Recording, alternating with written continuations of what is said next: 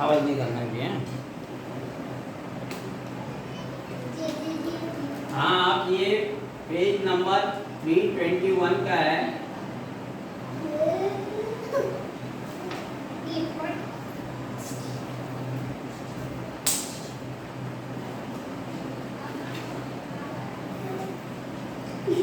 देखिए question number 4 तक हो गए थे, एग्जाम्पल नंबर 5 देखिए, the things which coincide which one another.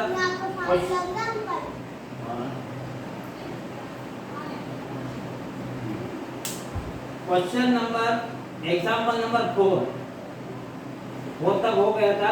Example number 5 देखिए, the things which coincide which are another. Are क्या कहलाता है? Equal to one another. Second है अनइक्वल। सी है double of same thing and D triple of same thing. तो इसमें क्या है, यूक्लिड एक्सियम 4 क्या कहलाता है अपने पास कि जो कॉन्साइड मतलब एक के ऊपर एक के ऊपर जैसे कोई लाइन ये खींची हमने ये और इसके ऊपर दूसरी लाइन खींचे, वो कॉन्साइड कहलाता है। मतलब एक के ऊपर एक खींचेंगे तो एक ही लाइन दिखेगी अपने को, लेकिन वो क्या कहलाएगा? कॉन्साइड। तो ये कौन सा है? Euclid theorem number axiom number 4, things which coincide which one another are equal to one another. तो इसका आंसर क्या है? A is the correct option, equal to one another. मतलब ये जैसे 5 सेंटीमीटर की लाइन खींची और फिर इसके ऊपर एक 5 सेंटीमीटर फिर वो लेफ्ट करके खींच दी, तो वो दोनों लाइन क्या होगी? इक्वल होगी। मतलब कोइंसाइड लाइंस आर इक्वल।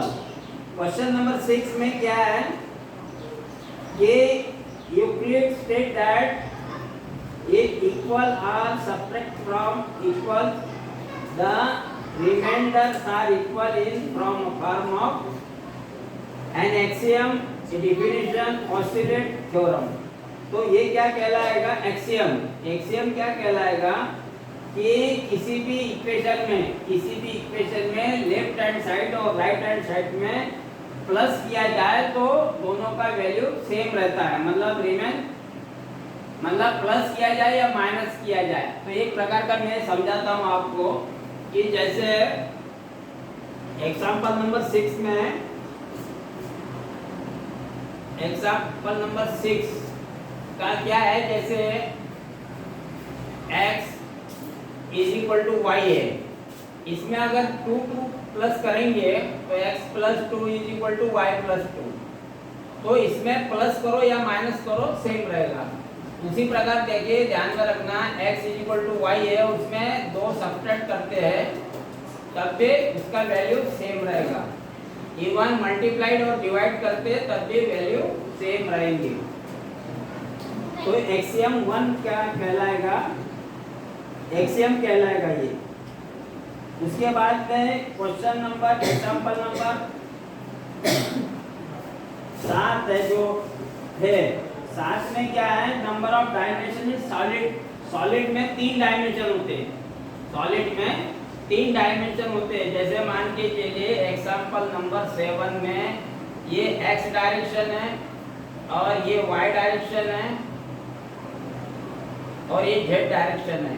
जैसे मान के चलिए क्यूबॉइड है आपका, ये क्यूबॉइड है, तो x ये डायरेक्शन है, ये y डायरेक्शन है, ये y डायरेक्शन है और ये z डायरेक्शन है।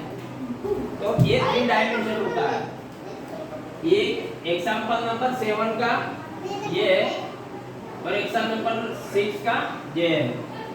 तो और 5 में बता दिया। अब एक इम्पोर्टेंट सवाल है, एग्जाम्पल नंबर 8 देखिए, इसमें इन द गिवन फिगर, ये फिगर दिया है, 2 पैरेलल लाइन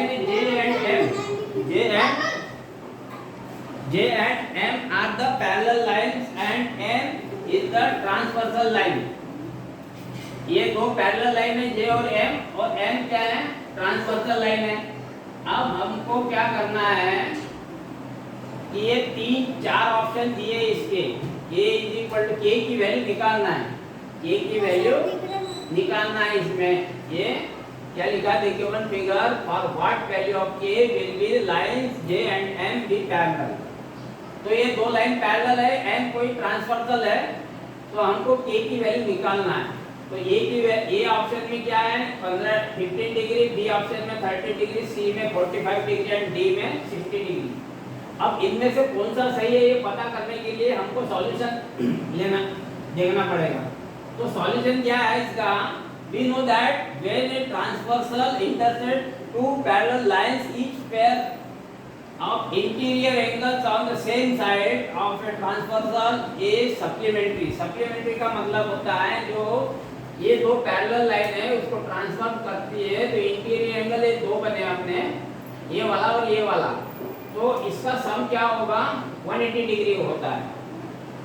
तो sum of internal angles of transversal क्या होता है इसमें 180 डिग्री है। तो देखेंगे अभी 6k + 45 + 2k + 15 is equal to 180 degree.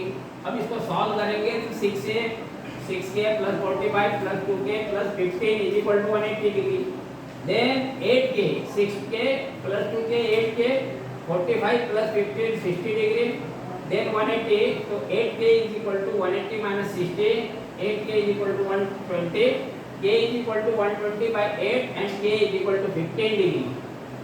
तो इस प्रकार क्या होगा, k की वैल्यू ऑप्शन में देखेंगे ये 15 डिग्री है, तो इसका आंसर क्या है, इसका आपका ऑप्शन सी।